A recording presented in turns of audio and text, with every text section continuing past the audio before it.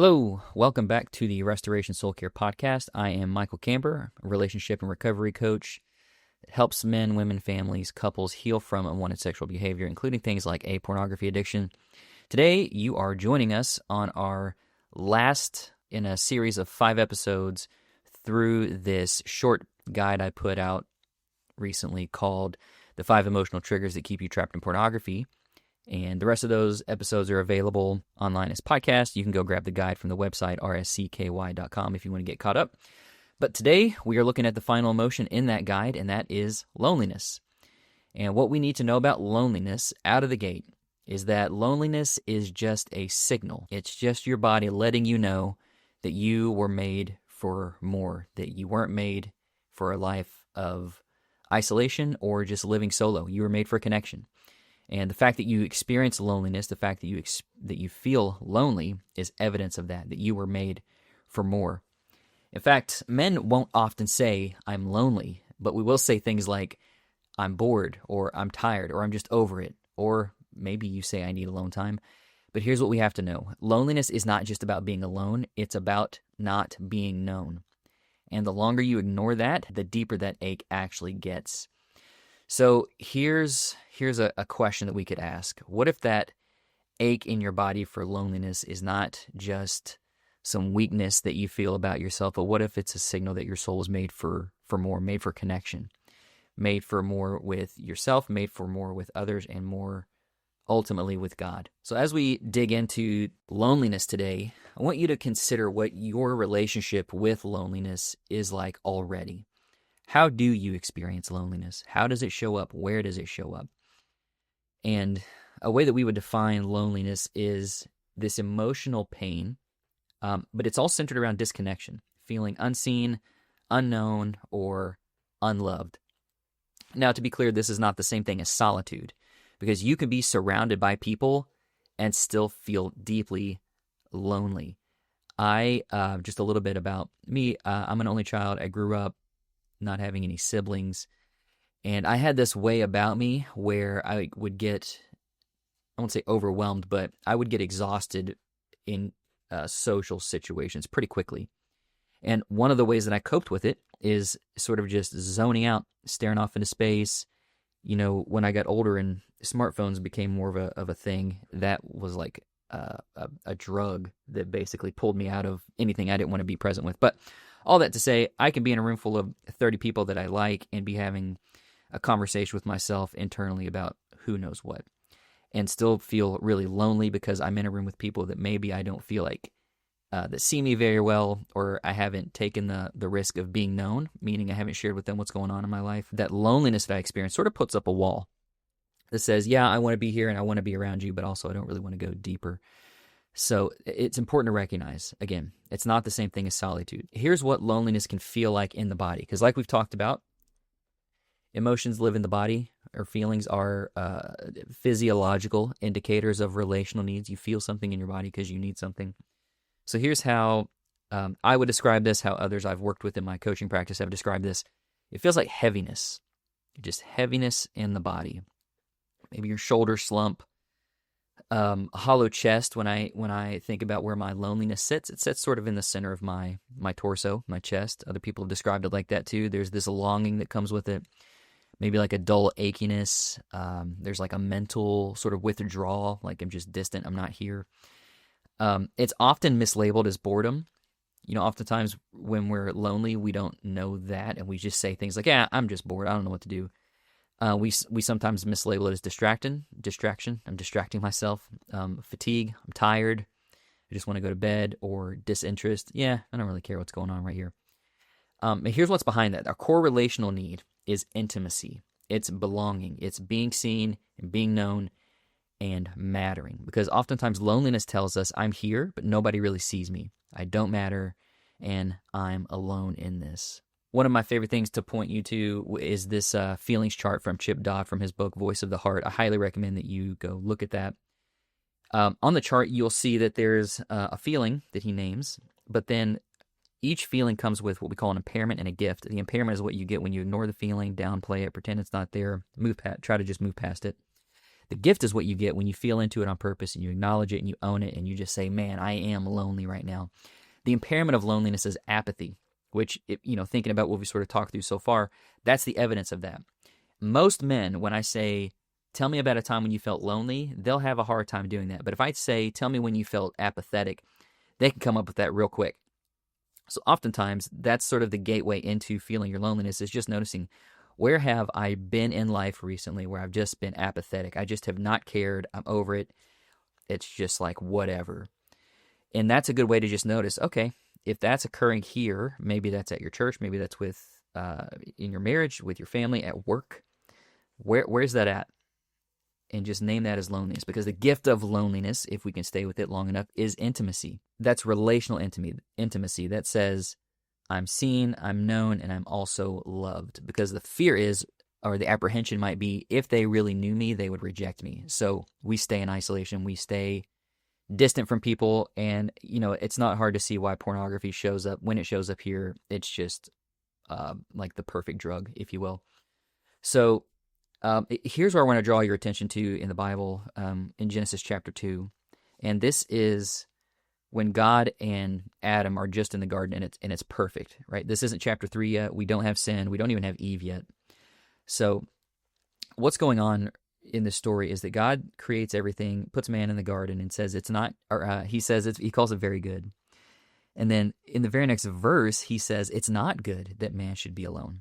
And so here's my sort of question of this is, why in the heck is Adam alone if he's with God? And maybe why is he lonely if things are so good, right, and perfect? And the short answer is because, one, loneliness is not a sin, and loneliness is not a result of the fall. Loneliness is a gift from God that reveals something about ourselves. And Adam, God has to teach Adam this through a process. Otherwise, he can't just say, hey, you're lonely, snap his finger and give him Eve. Because God's always trying to teach us something, and he's trying to teach Adam something here too. But Adam can't have that. He can't get to that if he doesn't experience his own loneliness. So Adam's lonely. The Bible says God's going to do something about that. But here's what I want you to see about God's relationship with Adam at this point in Scripture. Adam believes that God is a safe place for his loneliness. He doesn't have any reservations about being lonely with God.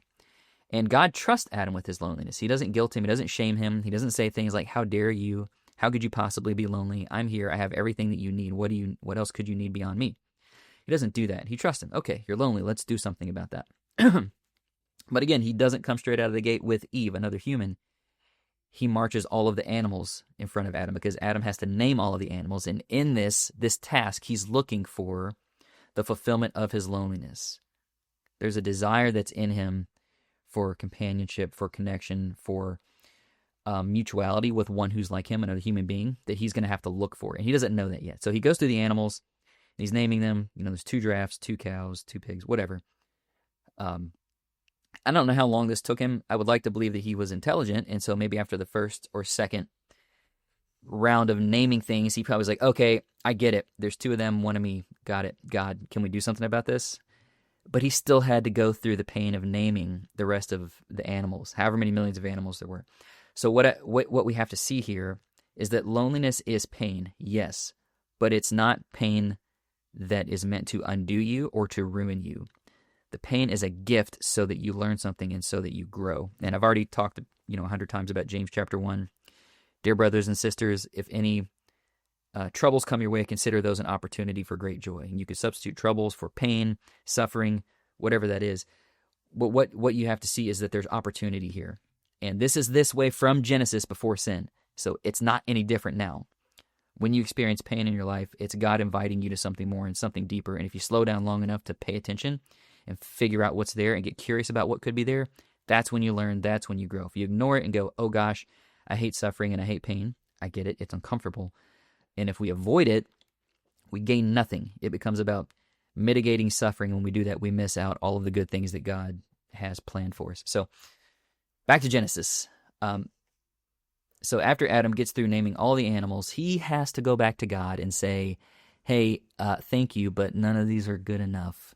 Yikes. I wonder if that was scary for him, to have to go back to the creator of the universe of all things and say, hey, we took a stab at this loneliness thing and none of this actually did it. And again, Adam trusted God as a safe place for his loneliness, and God trusted Adam that his loneliness was telling him something, and that he was going to listen to Adam. Okay, Adam, you're telling me you're lonely, buddy. I trust you. The animals didn't do it. Got you. Okay, now that you've sat through the pain of loneliness, you know what you need. And it's not another animal. It's another human being like you. So then, and only then, is when God puts Adam to sleep and takes out a rib, creates Eve, and presents Eve to him. And it's not this like, okay, great, another horse. Adam erupts in this poetic verse, and it's what he's getting at is there's like this like, finally, he says, at last, bone of my bone, flesh of my flesh, one who's like me. There's this fulfillment of the loneliness, not an eradication of it. That's an important distinction. Loneliness isn't eradicated, it's fulfilled. And then Adam goes on to be known and seen in this relationship with another human, and finally he has deep connection, which is what he was after from the get-go. And again, that's not an indictment on God that God did anything wrong or wasn't sufficient enough. It's our created reality. We're created by relationship, right?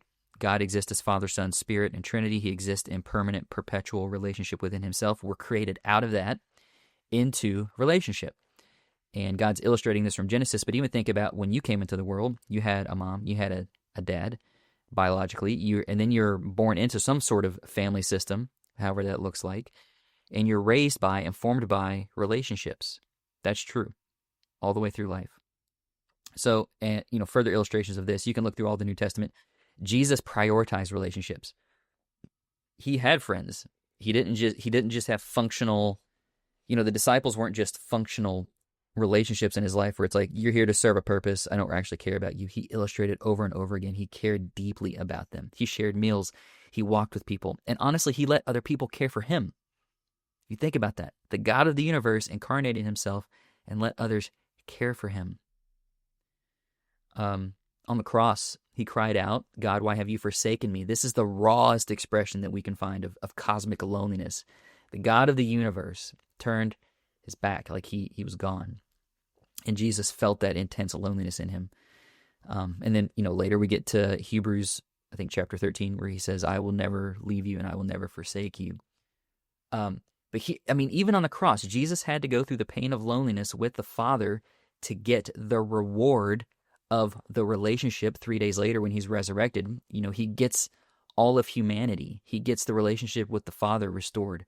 He doesn't get that if he just sort of, if he takes the temptation, right, that Satan presented him with. Just, if you are the Christ, get down off the cross, right? It's what he tempted him with in the desert after he's baptized.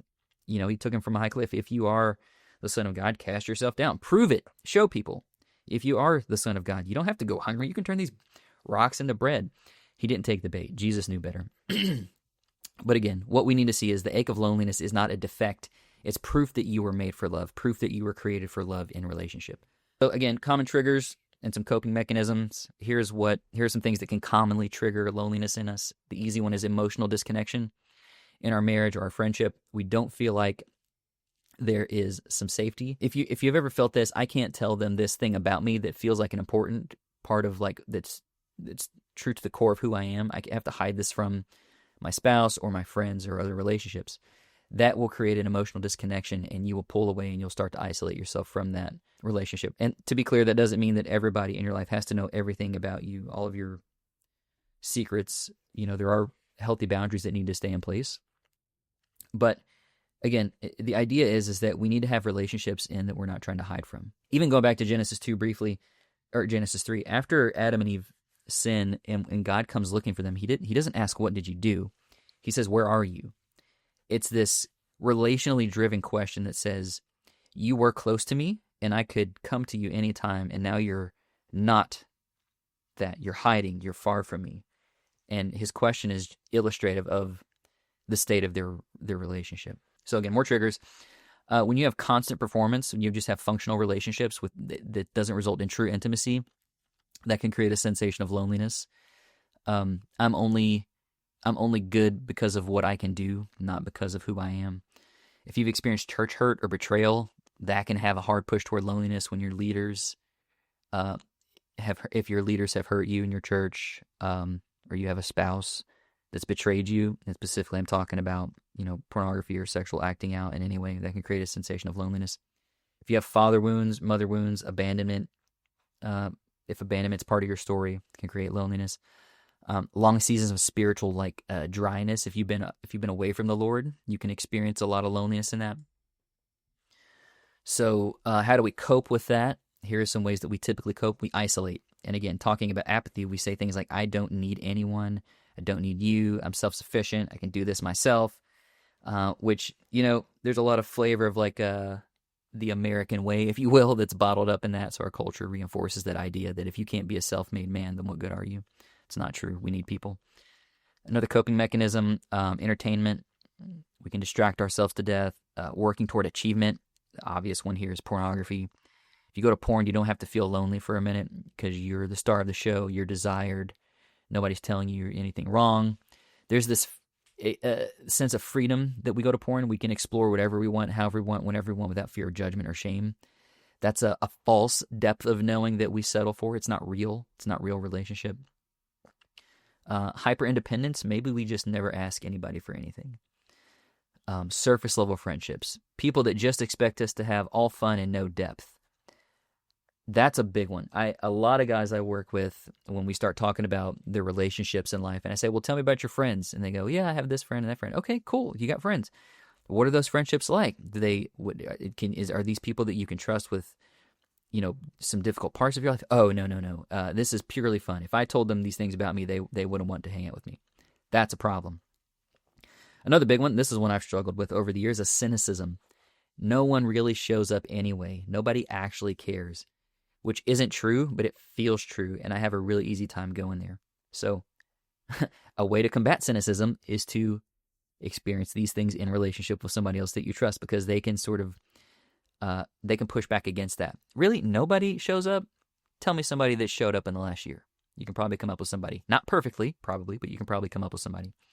Again, because this problem that we're sort of bucking against is that we were wired for intimacy and connection, and when we pretend we don't need it, we cut off the exact thing that brings healing. We cut off the way, God's plan A for your healing in Christ. Again, thinking about that's the church. That's relationships. That's the fulfillment for this longing of our desire to be connected well. The cure for loneliness is the church. God baked that in, he knew that. None of this is random.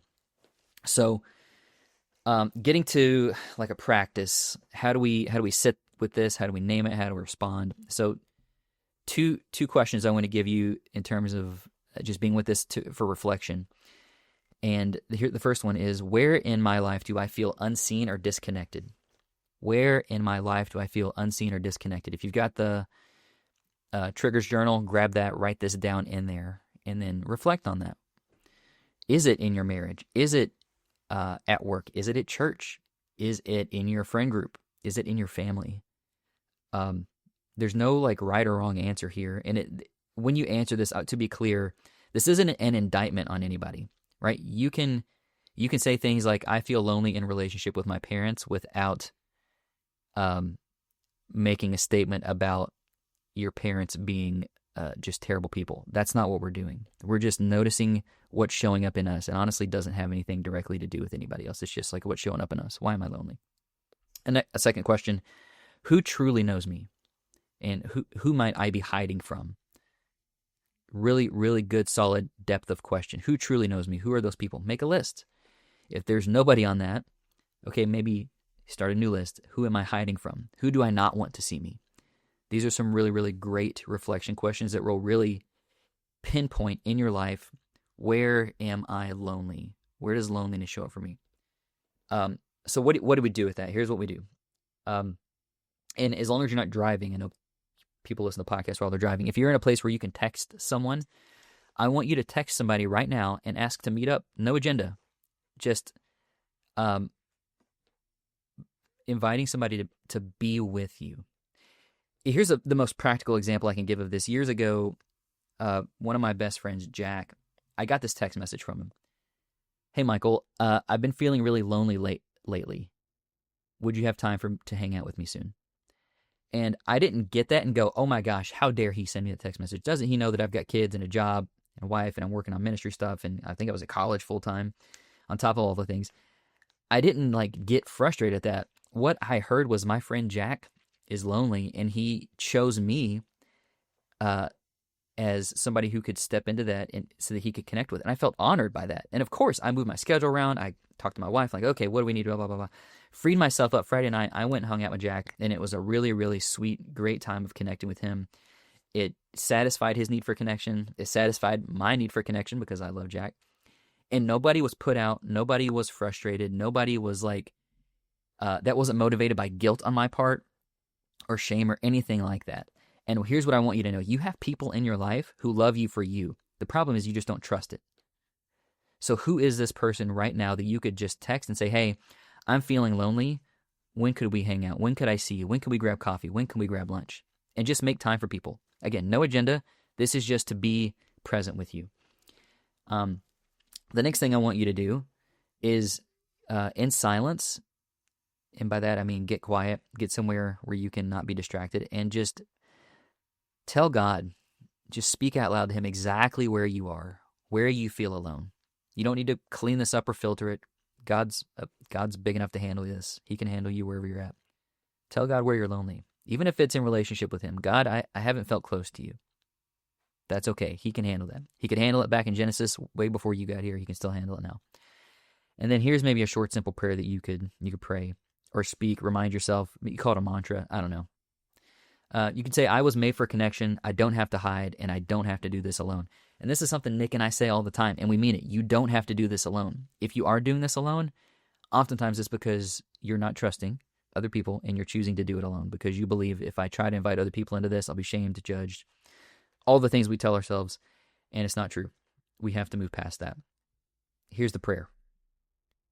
If you're unsure of how to pray or what to pray, here's a prayer that you can use. God, I hate this ache in my soul. I've been pretending that I'm fine, but I'm not.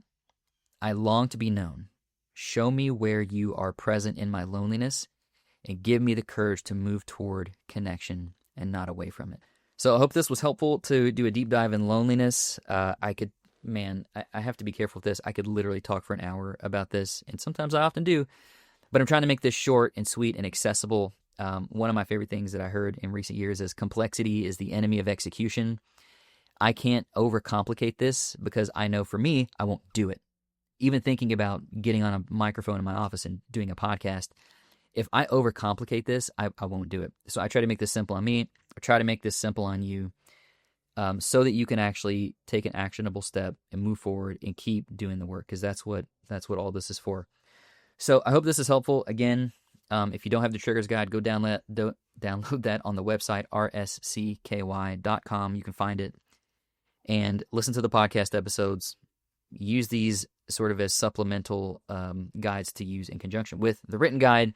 Send this to somebody you know. If you know somebody else is struggling with pornography and has no idea where to start, because that's where I was years ago, and that's why I do this. I told people I needed help. People didn't know how to help me. They didn't know where to start.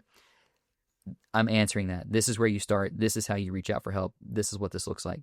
So hope you have a blessed day and that God continues to guide you and bless you on your journey.